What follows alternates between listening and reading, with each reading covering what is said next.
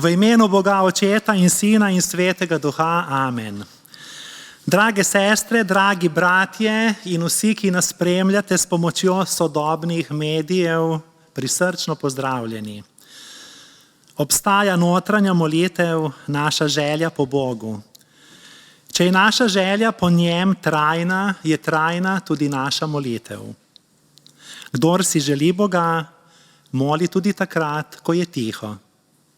Kdor pa si Boga ne želi, lahko vpije, kolikor hoče, a je za Boga nem. Moliti pomeni dihati zrak molitve. Pred Bogom se moramo umiriti v tišini, kajti naša notranjost je podobna steklenici z motno vodo, polno skrbi, hrupa, stisk, tesnobe, dvomov, nemira. Ko steklenica nekaj časa stoji pri miru, se naredi usedlina, ostala voda pa se zbistri. V cerkev smo prišli zato, da se naš duh umiri. Tu smo dobrodošli vsi. Prisluhnimo obvestilom. Najprej je čas letnih počitnic, dopustov, zato so naše klopi tudi bolj prazne, zgoraj in spodaj, vendar ste in smo vsi dobrodošli. Jutri v ponedeljek je ob 19. uri molitveno bogoslužje. Molitev je motor vsake cerkve. V sredo ob 19. uri bomo v cerkvi predvajali dramatični krščanski film, ki temelji na knjižni uspešnici in resnični družinski zgodbi. Film, ki je v angleškem jeziku, bo podnaslovljen v hrvaškem jeziku, ker prevod v naš jezik še ni narejen, zato se opravičujem. V nedeljo smo ob 10. uri vabljeni ponovno na osrednje bogoslužje.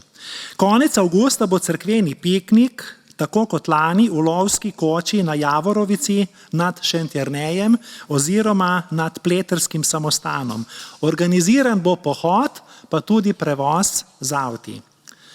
Zbiramo prijave za krst v letošnjem poletju. Lahko se oglasite pri duhovnikih. Nekaj kandidatov odraslih tudi je že prijavljenih. Ta teden, ker je prvi v mesecu, je organiziran post z molitvijo. Udeleženci se lahko prijavijo Lej Brkič. Duhovnika iz naše cerkve Peter Golob in Danilo Jovanovič danes službujeta v evangeličanski cerkveni občini Ljubljana, kamor sta se ravnokar odpeljala, kjer nadomeščata domačega duhovnika. Oni začnejo bogoslužje vsako nedeljo ob 11. uri. Mi pa bomo zapeli skupno pesem Le Bogu vsa slava in čast naj doni.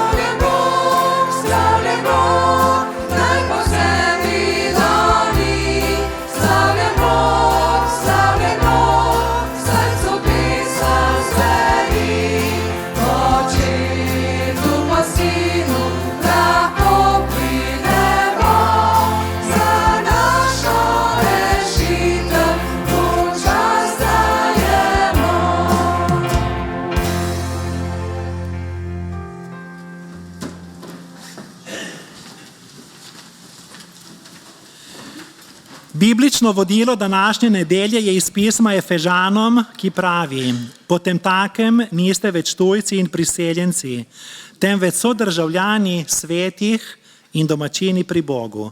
Prisluhnimo še poeziji iz 107. psalma. Zahvaljujte se Gospodu, ker je dober, ker na veke traja njegova dobrota.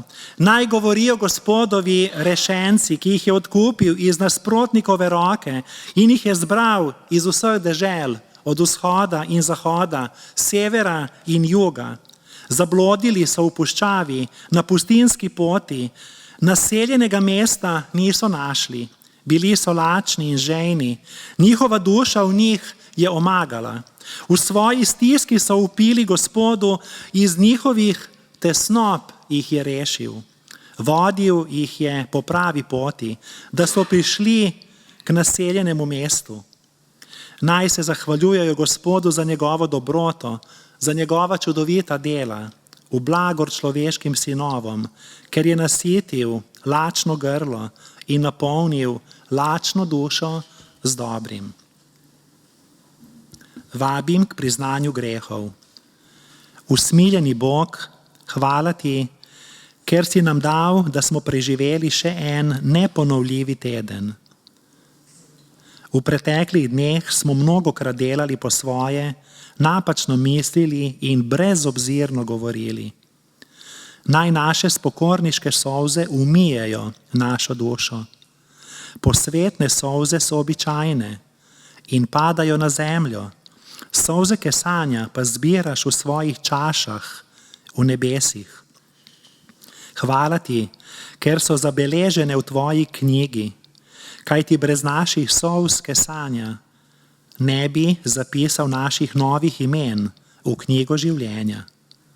Zavedamo se, da je kesanje pravi vzgojitelj pobožnosti in pokazatelj spreobrnjenja. Zato besede milosti in slavospeva razveseljujejo našo dušo iz preroka Izaija. Kajti gore se bodo premaknile in griči omajali, moja milost pa se ne bo odmaknila od tebe in moja zaveza miru se ne bo omajala, pravi tvoj usmiljeni Gospod. Slava Bogu na višavah in na zemlji mir ljudem, ki so mu po volji. Vabim še k molitvi. Gospod naš Bog, hvala ti, ker si izpolnil naša srca s hrepenenjem po Božji hiši, da smo prišli z veseljem od vse povsod v cerkev častit tebe in poslušati tvojo večno besedo v moči Svetega Duha. Položi svojo roko na naše skeleče rane, da jih tvoja bližina zaceli, ker smo se zaprli za milino tvoje milosti. Naša pričakovanja so se razblinila, zato nas na naših stran poteh drži za roko, da ne odtavamo in nas pripelji domov. Odpusti nam, ker mislimo, da lahko svoje težave rešujemo tudi brez tebe.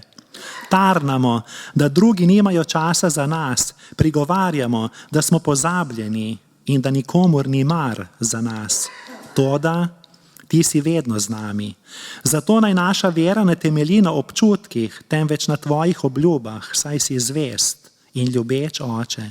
Zato želimo svoje srce potopiti v tvoje srce, da te bomo lahko slavili in častili s celim srcem. Amen. Sledi pesem, ki ima čudovito besedilo. Pravi: Jezus, Jezus, v tem imenu res nekaj je.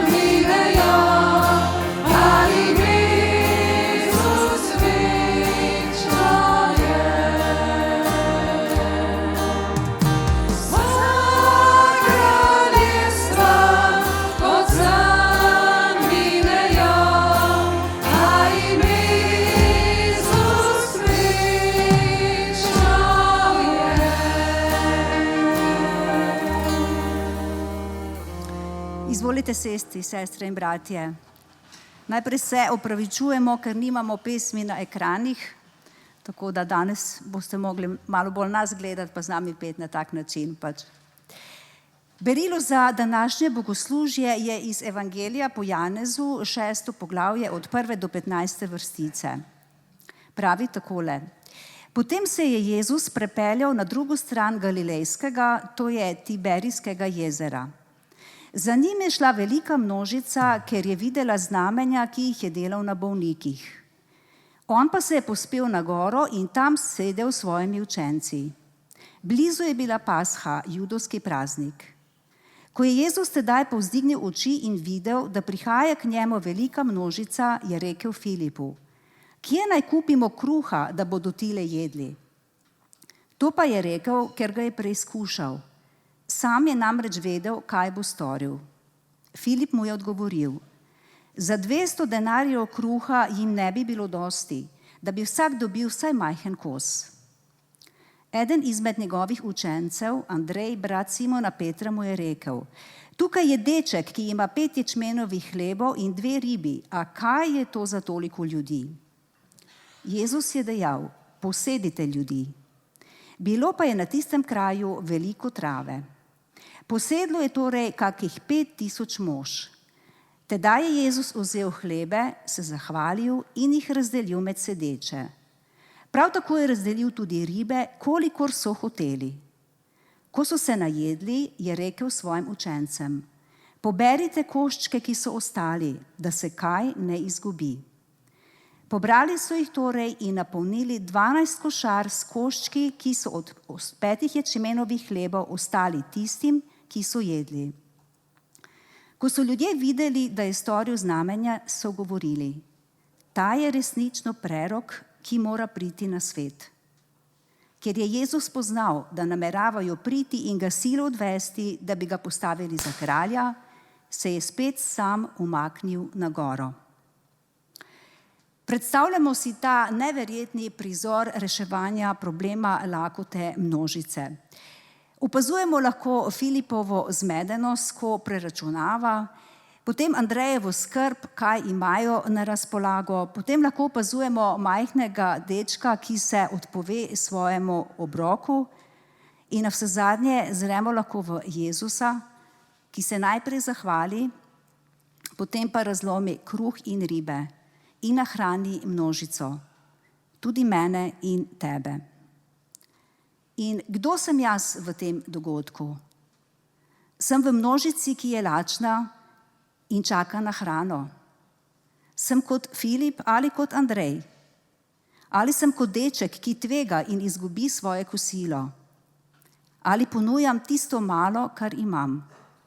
Ali ponujam prazne, a odprte roke, da sprejmem košček kruha in košček ribe? Ali pomagam pri pospravljanju? Ali sploh dojamem, kaj se je pravzaprav zgodilo? Ta dogodek nakazuje, kako Jezus skrbi za svoje otroke, za svoje ljudstvo, ne le en dan, ampak vedno. In to je zgodba o neimenovanem dečku, ki se odpove svojemu obroku, zato da Jezus lahko nahrani množico. Nekdo je takole rekel: Majhne stvari niso vredne prezira. Vse je odvisno od tega, v čigavih rokah so. In to je zgodba o Božjem obilju. Vabi nas, da vedno zaupamo Bogu, kajti v njem imamo vse, kar potrebujemo. On zadovolji svojo vsemogočnostjo našo človeško nezadostnost. In kot je bilo v dogodku rečeno, na koncu je ostalo v izobilju tudi ostankov, 12 polnih košev, torej veliko več, kot je bilo na začetku, kar pomeni, da nam Jezus ponuja življenje v izobilju. Vabi nas na gostijo, da bi z nami delil kruh življenja, in ta kruh življenja je on sam. Zato nas vabim, da v naslednjih trenutkih damo slavo Bogu, ki je zvest zavedno, in Bogu, ki ga lahko pokličemo v vsakem trenutku našega življenja. Kdor lahko vstane, prosim, da vstanemo in slavimo Gospoda.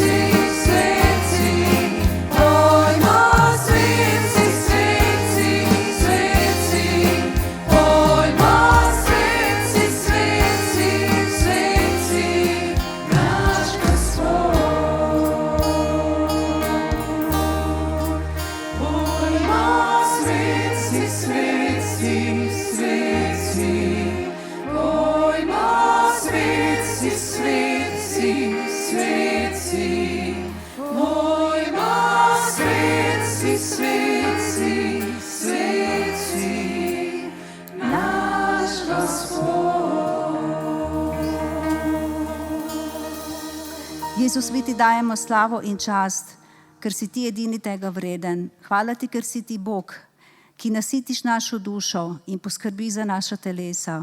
Hvala ti, ker si ti Bog vreden vsega zaupanja. Zato te častimo, zato se klanjamo pred tabo in zato povzdigujemo visoko tvoje sveto ime, Jezus Kristus. Amen.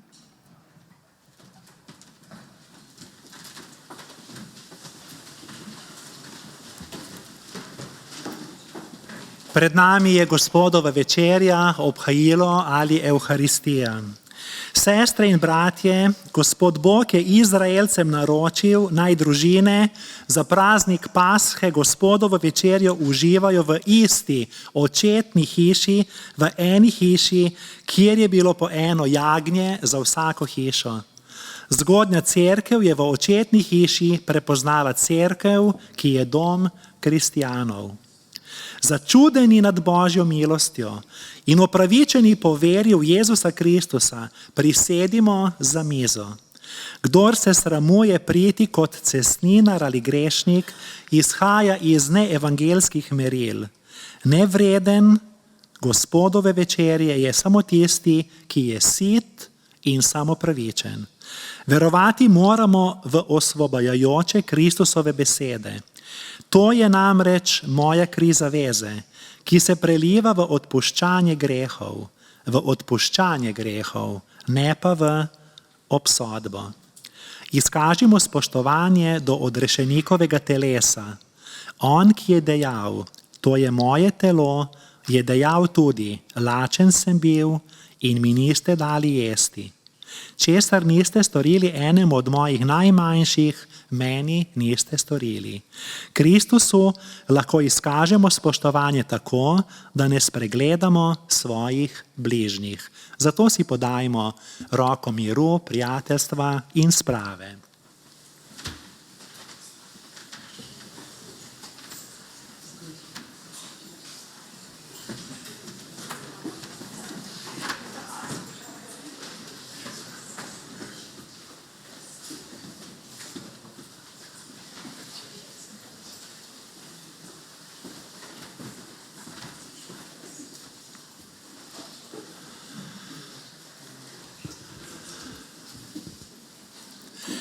Naj luč vere, ki izhaja iz svetega krsta, razsvetli dušo, da bo čista sprejela dar večnega življenja. Vabim, da vstanemo in skupaj molimo molitev Oče naš. Oče naš, ki si v nebesih, posvečeno bodi tvoje ime. Pridi k nam tvoje kraljestvo. Zgodi se tvoja volja, kakor v nebesih, tako na zemlji. Daj nam danes naš vsakdanji kruh in odpusti nam naše dolge, kakor tudi mi odpuščamo svojim dolžnikom, in ne vpelji nas v skušnjavo, temveč reši nas hudega. Amen. Saj tvoje je kraljestvo, tvoja je oblast in slava vekomaj. Amen.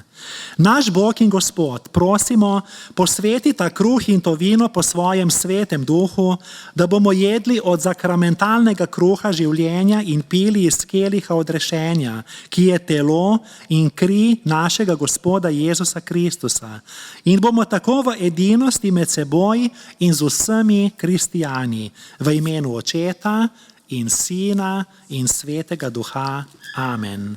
Blagor tistim, ki so povabljeni na jagnjetovo svadbeno gostijo. Vzemite, jejte od kruha življenja, to je Kristusovo telo za nas darovano.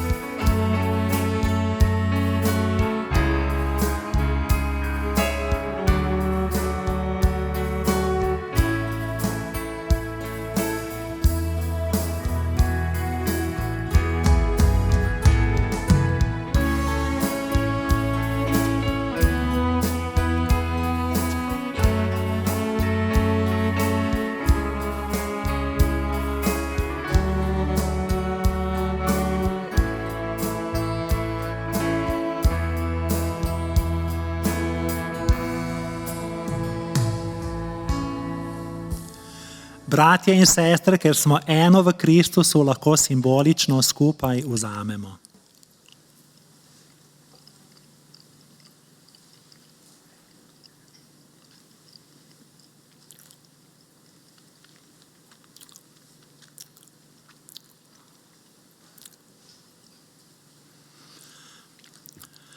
Vzemite in pijte iz keliha odrešenja. To je Kristusova kri za nas prelita.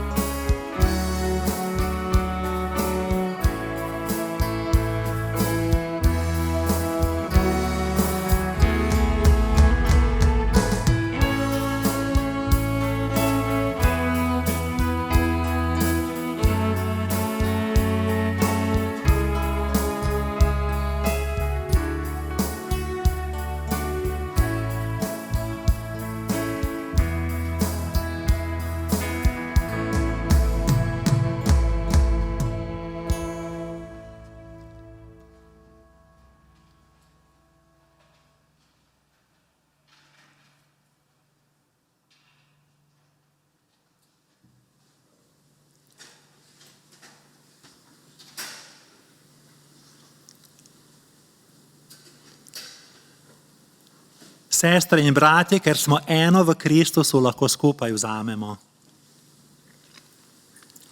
Naše prazne kozarčke bomo odložili v pladnje. Vsemogočni Gospod, zahvaljujemo se ti za tvoje nežno usmiljenje. Spet si nas nahranil pri svoji sveti mizi s svojim telesom in krvjo in nam podaril predokus vesele nebeške pojedine. Bog resnice, tvojo slavo smo videli na svoje oči in svojimi rokami smo se dotaknili kruha življenja. Ljubeči, najbolj sočutni Gospod, hvala ti, ker si nas očistil s svojo svetostjo, da bomo ljubili in oznanjali evangelij odrešenja vsemu stvarstvu in bili pripravljeni na večnost s tabo. Amen.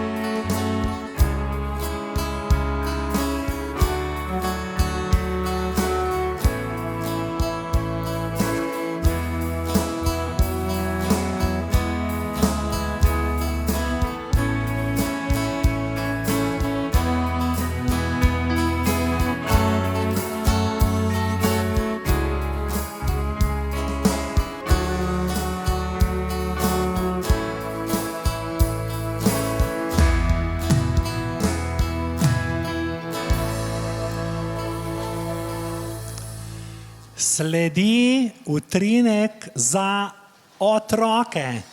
Kolikor jih je danes tukaj? Pridite otroci od spodaj in zgoraj. Kratek letni utrinek za otroke, zdaj ko ni verouka.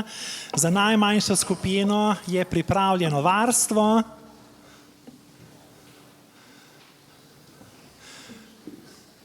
Nekaj sem pripravil za vas. Komaj čakam, da vidim. Lepo pohvalno, da ste prišli v času počitnic v cerkev. Kaj imam v roki? Kako rečemo temu? Maska. Ja, maska. Ste že imeli kdaj masko? Odrastjo imamo večkrat. Ne samo, ko so maškare.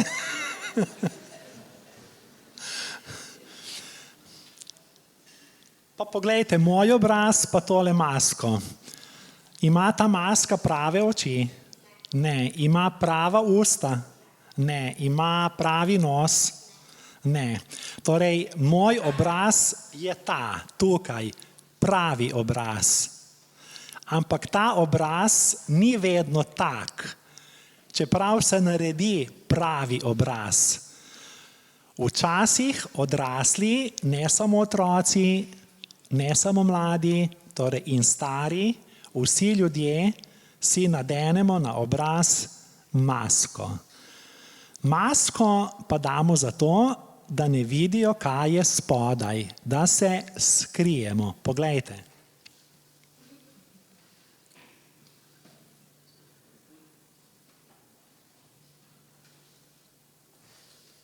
Se spomnite koga iz Svetega pisma, da sta si nadela masko in se skrila pred Bogom, ker sta naredila nekaj zelo narobe? Adam in Eva, ja. Uboga Adam in Eva, za vse sta kriva. No, tudi mi se včasih gremo skrivalnice in si damo masko. Kdaj pa si damo masko? Jasno, recimo takrat, ko ne priznam doma ženi, če sem kaj kriv, pa rečem, ti si kriva, ali pa on je kriv. Ali pa recimo, ko sem bil majhen, pa sem se zlagal, nisem govoril po resnici in potem sem si dal masko na obraz, simbolično, in sem rekel, ne, takole je bilo. Ne, to je bratec naredil, nisem jaz, drugi so krivi. Ste si že kdaj tudi vi takšno masko dali? Recimo, ko ste kaj vzeli komu, pa ni vaše, ali pa o kom rekli, česar ne bi smeli reči. In potem srečamo to osebo, prijatelja, soseda, sošolca in rečemo, kako si super, imam te tako zelo rad. Ampak Bog pa vidi tudi za masko, skozi masko. Poglejte.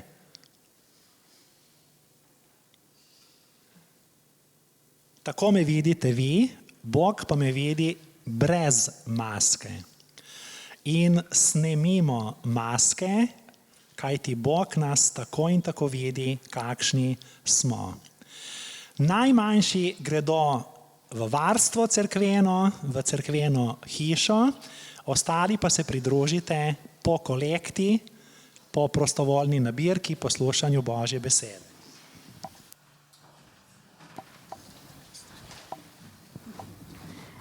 Naj bodo tudi naši prostovoljni prispevki, ki jih z veseljem darujemo, blagoslovljeni z Božjim blagoslovom. Hallelujah.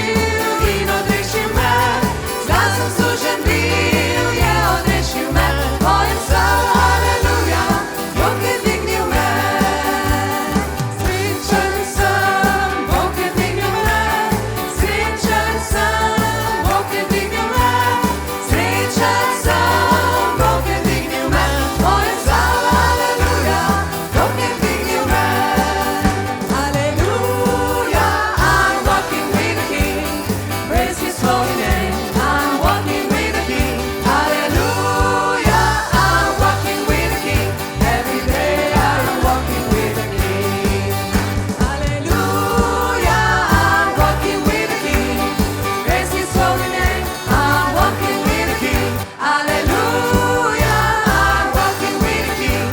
Every day I'm walking with the King. Srečen sem, Bog je dvignil me. Srečen sem, Bog je dvignil me. Srečen sem, Bog je dvignil me. Pojem slavo, haleluja, Bog je dvignil me. Dvignil je Jezus tiste, sem pogrezal se, me potegnil je. Jezus tiste me, je potegnil me.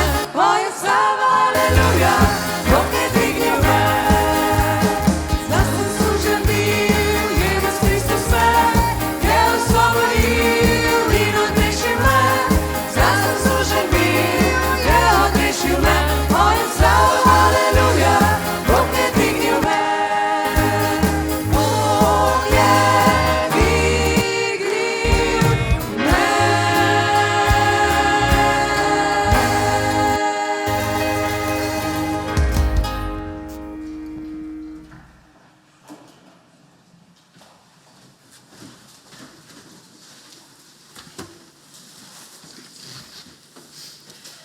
Milost Gospoda Jezusa Kristusa, ljubezen Boga in občestvo Svetega Duha z vami vsemi. Amen. Drage sestre, dragi bratje, ta teden sem prebrala šokantna dejstva o lakoti.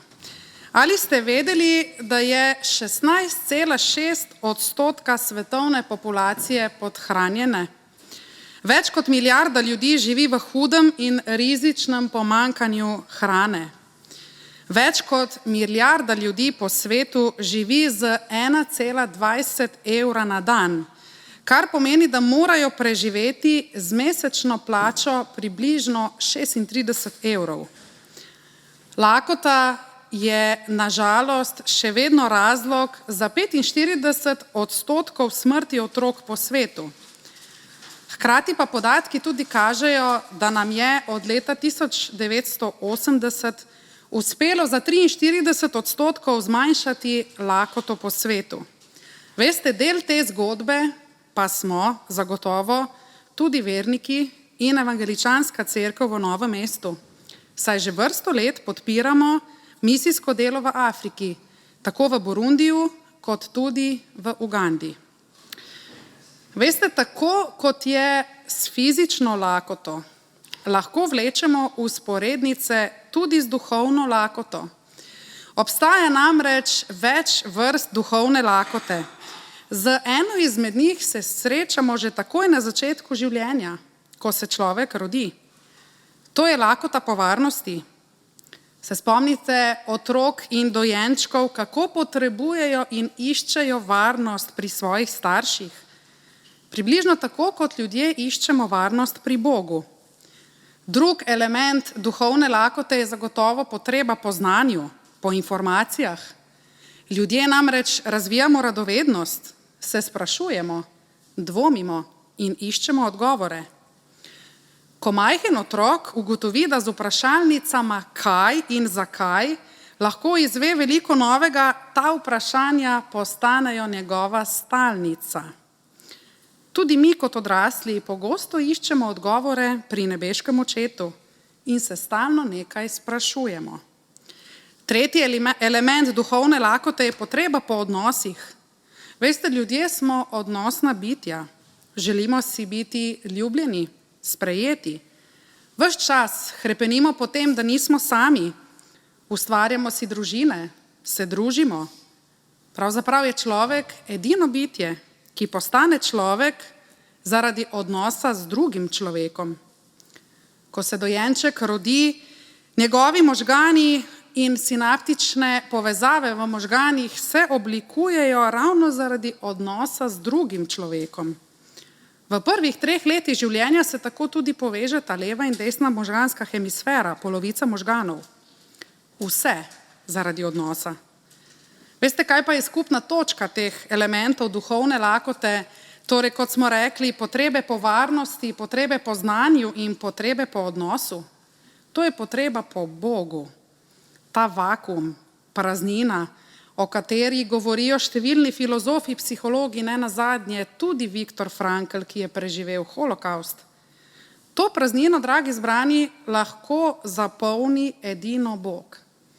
In o tem bomo brali tudi v današnjem svetopisemskem odlomku, ki naj nam služi kot osnova za današnje razmišljanje in pridigo.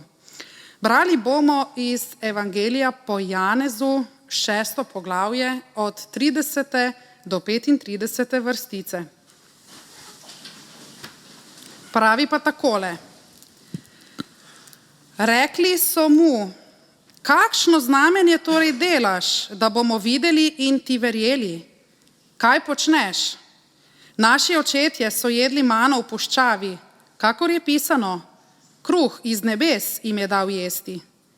Jezus jim je dejal, resnično, resnično povem vam, ni vam Mojzes dal kruha iz nebes, ampak moj oče vam daje resnični kruh iz nebes. Božji kruh je namreč tisti, ki prihaja iz nebes in daje svetu življenje. Tedaj so mu rekli, Gospod, vselej nam daj tega kruha. Jezus jim je dejal, jaz sem kruh življenja. Kdor pride k meni, gotovo ne bo lačen in kdor vame veruje, gotovo nikoli ne bo žejen. Amen. Hvala Bogu za njegovo resnično, sveto in neminljivo besedo. Dragi zbrani, če smo pozorno poslušali prebrani odlomek, potem je skupni imenovalec tega prebranega odlomka in pravzaprav današnjega celotnega bogoslužja hrana, kruh. Vsak zdrav človek rad je. Biti zmožen jesti takrat, ko je posameznik lačen, je pravzaprav eden izmed zelo zadovoljivih trenutkov. Ali ste kdaj opazili, da ste tečni in nervozni, kadar ste lačni? Statistike kažejo, da se dosti hitreje skregamo drug z drugim takrat, ko smo lačni. Lakota, pravijo znanstveniki, je ena izmed najbolj stresnih življenjskih situacij. Hrana je namreč povezovalni člen. Hrana povezuje družine, posameznike, pare. Vsak od nas ima svoje navade, svojo zgodovino, ki je povezana s hrano ali pa z najljubšo restauracijo, v katero se tako radi vračamo. Ali pa, ko študentje pridejo domov s svojimi potovalkami in mame kuhajo njihovo najljubšo jed. Le zakaj? Najljubša hrana, najljubša restauracija, v kateri obujamo spomine na pretekle pozitivne izkušnje. Zato res ne čudi, da Jezus uporabi metaforo kruha, ko opisuje sebe. Janezov evangelij, ki ga mimogrede imenujemo tudi teološki evangelij, je poln simbolike. Če želimo razumeti, zakaj Jezus uporabi metaforo kruha, torej to, da je on kruh življenja, potem moramo pogledati v sobesedilo celotnega 6. poglavja. Delček tega sobesedila je bil že danes citiran pri berilu. Namreč, preden Jezus izjavi, da je kruh življenja, naredi 2 čudeža, v resnici 2 znameni. In sicer sprva nahrani 5000 mož s kruhom in ribicami, kar smo slišali pri berilu, potem pa sledi še odlomek, kako Jezus hodi po vodi. In sicer dobesedno hodi iz ene strani jezera na drugo stran. Skozi celotno današnje razmišljanje vas pozivam, da si zapomnimo čudež nahranitve, pa tudi čudež, ko Jezus hodi po vodi iz ene strani jezera na drugo. Saj to ni zapisano kar tako, ampak gre za globjo povezavo, o kateri bomo danes še govorili.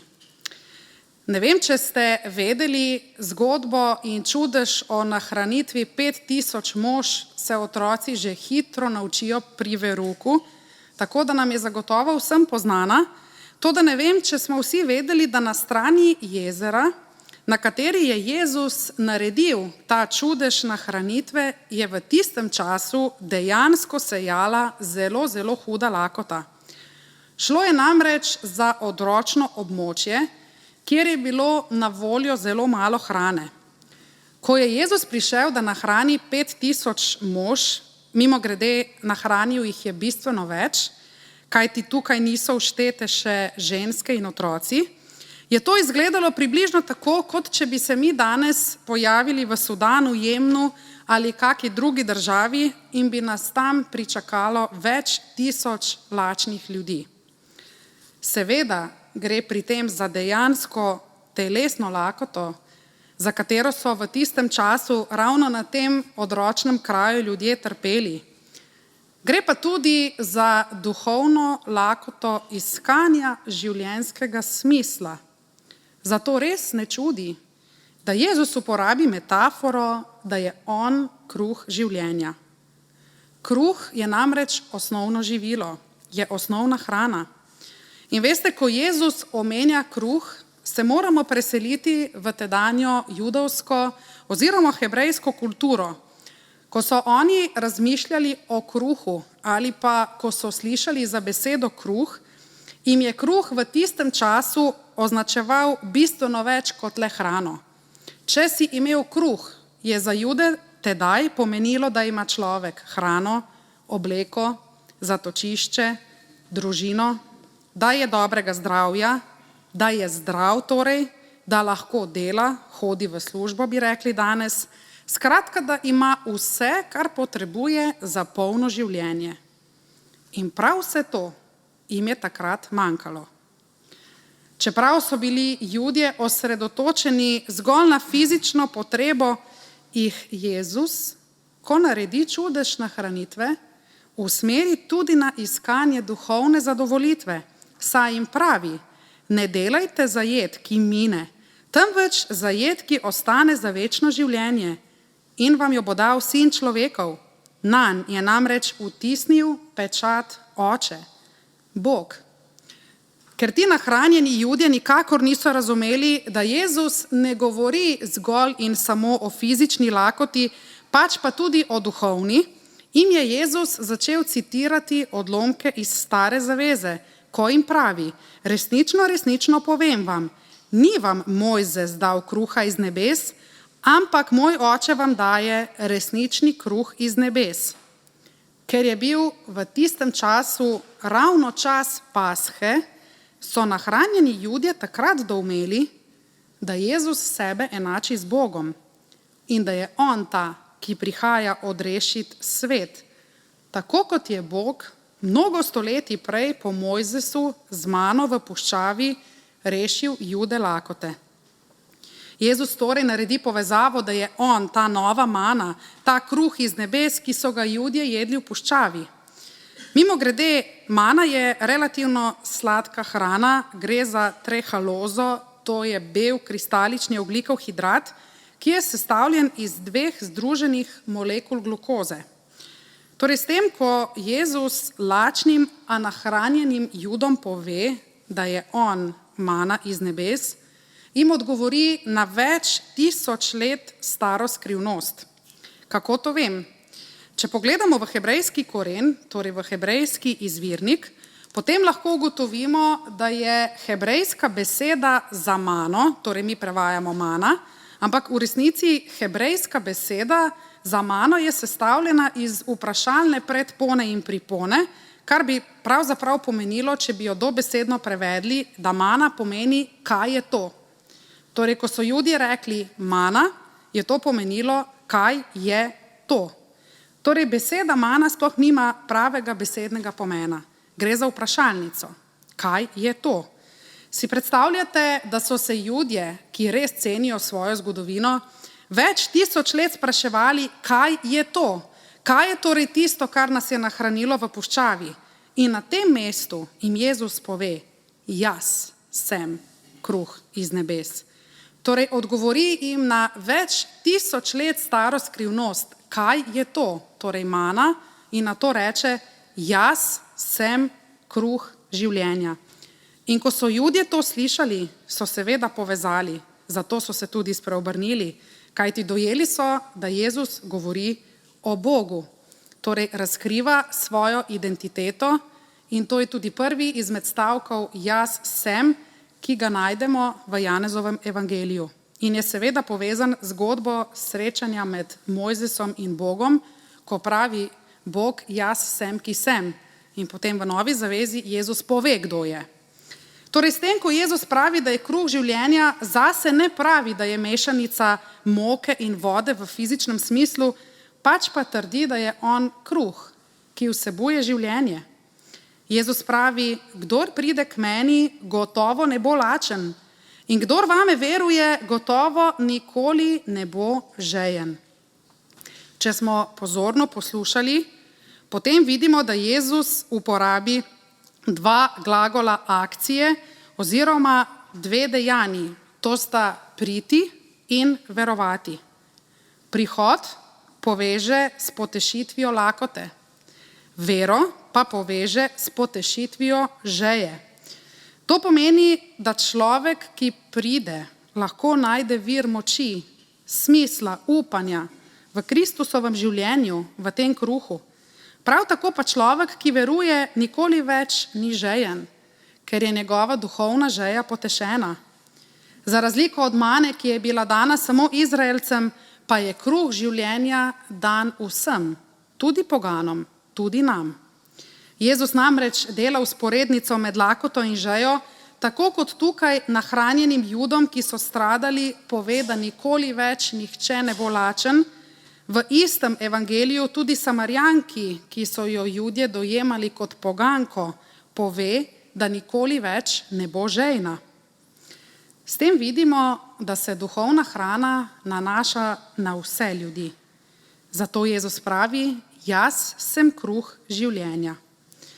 V grškem izvirniku vidimo še eno zanimivost in sicer je za samostalnik življenje, torej jaz sem kruh življenja, uporabljen grški samostalnik zoe, ne pa grški samostalnik bios. To pomeni, da se samostalnik zoe, torej jaz sem kruh življenja, to življenje nanaša na duhovno življenje, ki je bistveno več kot le telesno življenje. Kaj torej, dragi zbrani, želimo od tega kruha? Kaj nam lahko ta kruh da? Nedvomno je kruh, ki ga Jezus daje, pravzaprav duhovno življenje. Zato je tudi prišel iz nebes. Drage sestre, dragi bratje, živimo kot lačni ljudje v zelo lačnem svetu. Vse se začne že z odnosom zahodnega človeka do hrane, ki je na žalost pogosto patološki. Samo pomislimo, koliko hrane zmečemo. Pomislimo, da po drugi strani včasih jemo zato, ker na tak način tolažimo in skušamo zapolnjevati svoje čustvene potrebe. Včasih si s hranjenjem zapolnimo dan, da ne rabimo razmišljati o težkih stvareh. Potreba po hrani je osnovna potreba in potešitev lakote je eden izmed pomembnih užitkov in ugodij, ki ga ljudje imamo. Toda naša kultura je postala obsedena s tem, kaj zaužijemo, pa tudi s tem, česa ne zaužijemo. Različne oblike diet so postale nacionalni šport zahodnega sveta, pri čemer hrano ne povezujemo več z druženjem, z družino, s preživljanjem skupnega časa, pač pa z nujnim zlom, ki nam kvari obliko našega telesa. Kako patološko je to, se sprašujem. Dojenček je odvisen od odnosa z drugim človekom, ki vsebuje tudi hrano, sodobni zahodni človek pa hrano zaničevalno povezuje z neprimerno telesno zunanjostjo. Tako zelo zaposleni smo, da si ne vzamemo več časa za obroke. Tipične družine nimajo več skupnih obrokov. En kosilo poje stoje ali na hitro, en se baše s hrano pred televizijo, tretji pa hujša. Pa veste, zakaj je temu tako? Ker ljudje nimamo več odnosa drug z drugim. Ni je stvari, niti hrane, pa naj si bo še tako dobra, ki bi mogla potešiti našo duhovno lakoto. Kot smo rekli, živimo v lačnem svetu. Vsakdo išče nekaj, da bi lahko svoje življenje nahranil, ga vzdrževal, negoval. Torej iščemo nekaj, kar bi nas napolnilo, nahranilo, kar bi zadovoljilo naše potrebe. Vsakdo išče kruh. Toda problem ni v tem, da smo lačni. Težava je v tem, kakšen kruh jemo. Pomislimo na kruh, ki ga jemo v svojem življenju, v tem svetu. Morda smo se prenajedli kruha izdaje, zaničevanja, hinavščine, stiske in tesnobe. Morda je naš svet prenažrt kruha nasilja in vojn. Morda pa mnogi od nas jemo kruh, ki se mu reče, samo jaz moram imeti prav. Morda smo se prenajedli kruha strahu, izolacije, osamljenosti in krivice. Morda pa nas kruh krivde in trpljenja dela lačne. Včasih nas kruh navidezne kontrole in moči le začasno nahrani. Kruh, ki ga uživamo, o nas odkriva naše prave motive in apetite. Naš svet je morda poln kruha, pa vendar je vse preveč ljudi lačnih, praznih in iščočih. Očitno nam ta kruh, ki ga jemo, ne more dati tega, kar v resnici potrebujemo. Morda smo premalo pozornosti usmerili na povezavo med duhovno hrano, ki jo uživamo, in duhovno oskrbo, ki jo s tem dobimo. Kako vemo, da je neko živilo za nas dobro in koristno? Potem, iz česa je sestavljeno, kakšne so njegove sestavine. V Jezusovih časih so Judje gledali samo na kruh kot sestavino, kot živilo. Zato Jezus preusmeri njihovo pozornost in jim pravi: Božji kruh je namreč tisti, ki prihaja iz nebes in daje svetu življenje. Judje so se želeli nahraniti samo s kruhom, Jezus pa jih je želel nahraniti z Bogom. V kateri sestavini je torej Božji kruh tako zelo drugačen od kruha tega sveta? Samo v eni, dragi zbrani, v ljubezni.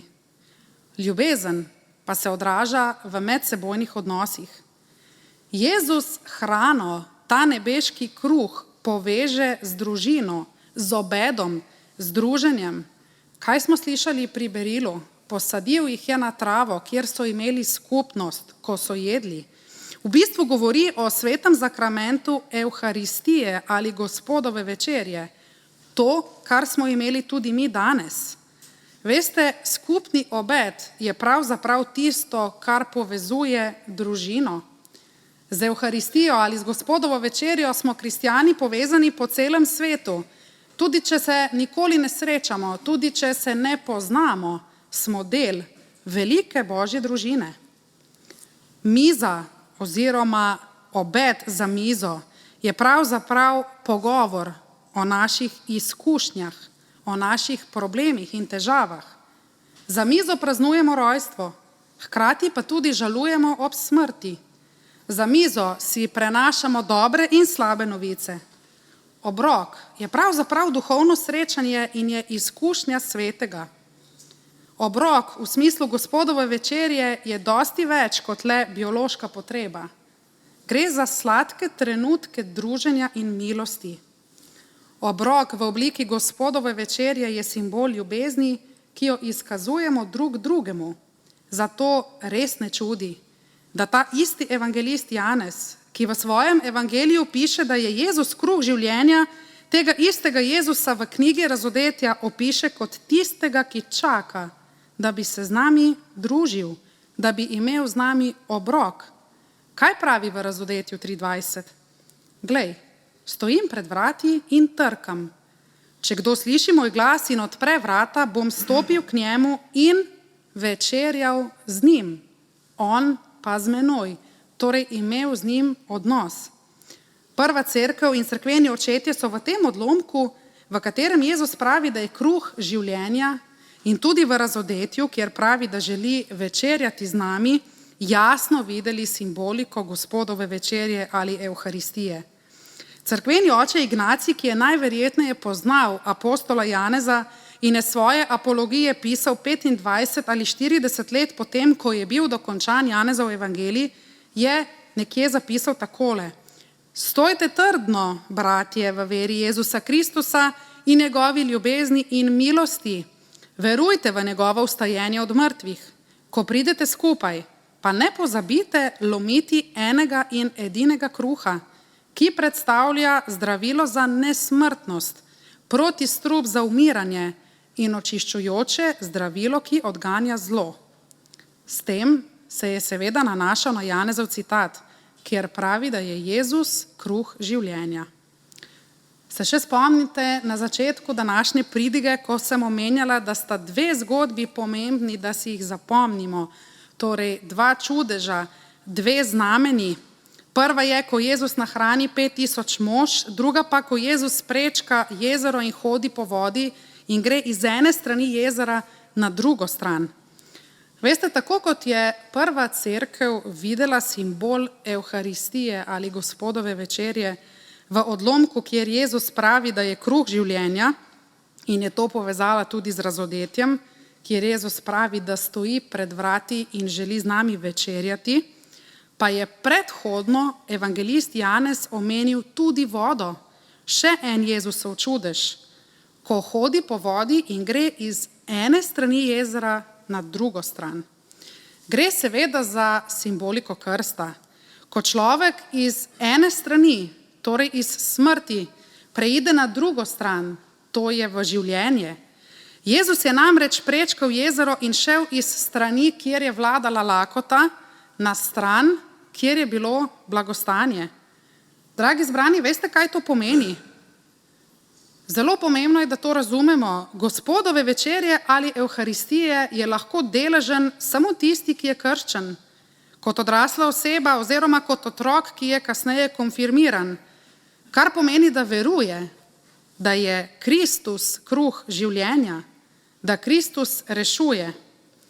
Krst je torej pomembna vstopnica za to, da imamo odnos z Bogom, da smemo z njim večerjati. Zato Gospodova večerja ni kar tako, pač pa obstaja predpogoj, vstopnica, to je krst. Dragi zbrani, nikar ne odlašajmo s to pomembno odločitvijo. Tako kot se spusti nebeška milost na krščenca, ki je dosti več kot le simbol vode, ki ga pri krstu uporabljamo, na enak način je tudi velika moč v tistem majhnem koščku kruha in vina, ki ga zaužijemo. S krstom se namreč približamo smrti in vstajenju Kristusa, z Gospodovo večerjo ali Evharistijo pa smemo sesti za Božjo mizo, pri čemer se smemo srečati z Bogom in z bližnjim. Gospodova večerja nas pripelje v Kristusovo prisotnost. On je namreč ta, ki nas vabi k svoji mizi. Veste, vsaka Gospodova večerja je v bistvu trkanje na vrata našega srca. Je Jezus, ki kot Božje jagnje stoji pred vrati našega srca in prosi za vstop. Mlačen, uporni grešnik lahko postane Božji prijatelj. Tisti, ki je sodnik, čaka na zunanji strani vrat našega srca, da bi večerjal z nami, da bi imel z nami odnos. Morda že vrsto let trkamo na napačna vrata, ker jemo kruh, ki nam ne more dati življenja. To je človeško trkanje. Gre za zavrnjeno in preslišano trkanje. To je trkanje človeškega krika, ki ga spremljata žalost in obup. To je trkanje vseh tistih, ki še niso sprejeli milostnega daru krsta. Gre za trkanje izgubljenih priložnosti. Gre za trkanje osamljenih duš, ki stojijo pred zaprtimi vrati. To je trkanje izgubljenega človeškega sveta. To je trkanje otroškega joka med umiranjem od lakote. To je trkanje mnogih žrtev vojn tega sveta. Je boleče trkanje zlomljenih družinskih vezi. Toda veste, poznam še eno trkanje. To trkanje odrešuje, to trkanje daje smisel in upanje. Ne gre za trikratno trkanje obles, kot neke vrste vraževerno dejanje, pač pa gre za trkanje samega Boga v naša srca. Glej, stojim pred vrati in trkam. Če kdo sliši moj glas in odpre vrata, bom stopil k njemu in večerjal z njim, on pa z menoj. Drage sestre, dragi bratje, vsakokrat, ko sodelujemo pri Gospodovi večeri, uživamo kruh življenja in slišimo Božje trkanje. To trkanje se ne vsiljuje. To je trkanje novih priložnosti. Je nežno, nas ne straši, nas ne plaši. Vsakič, ko smo združeni pri Gospodovi večeri, slišimo trkanje, Božji srčni utrip, utrip Božje ljubezni za nas. Tudi danes Jezus stoji pred vrati našega srca in se nam ponuja kot kruh življenja. Čaka na povabilo, da vstopi v naše življenje, v naš dom, da nam da večno življenje, milost, odpuščanje grehov in upanje. To je trkanje, ki nas kliče bliže k križu. To je trkanje, ki nam daje možnost, da prestopimo iz smrti v življenje, od pogube v odrešenje. Božje srce bije za nas.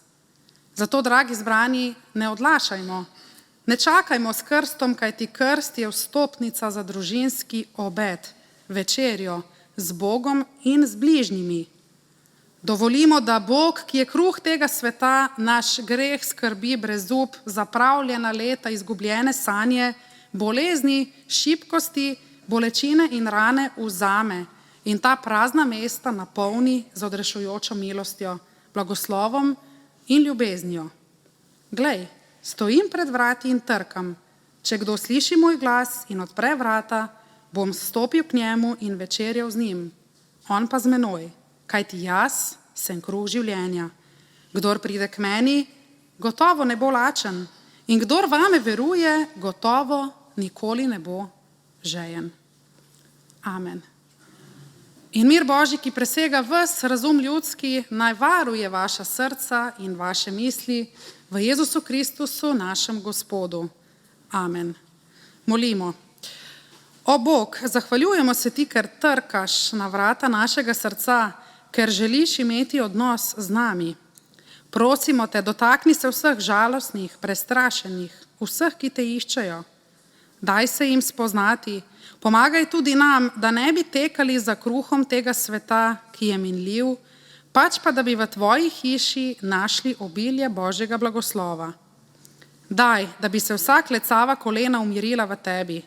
To te prosimo po Kristusu, našem Gospodu. Amen. Zaključna pesem današnjega bogoslužja pravi: pridi tak, kot si. Čuj, Duh Sveti kliče. Pesem lahko najdete tudi v pesmarici, mislim, da je številka 470.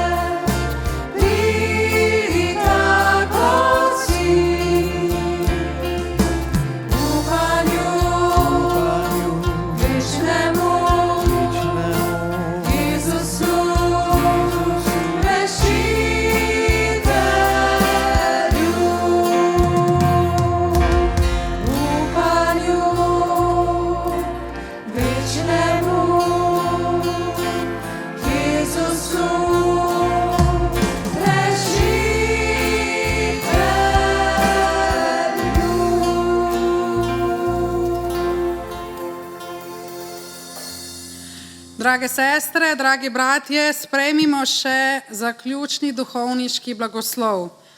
Gospod naj te blagoslovi in te varuje.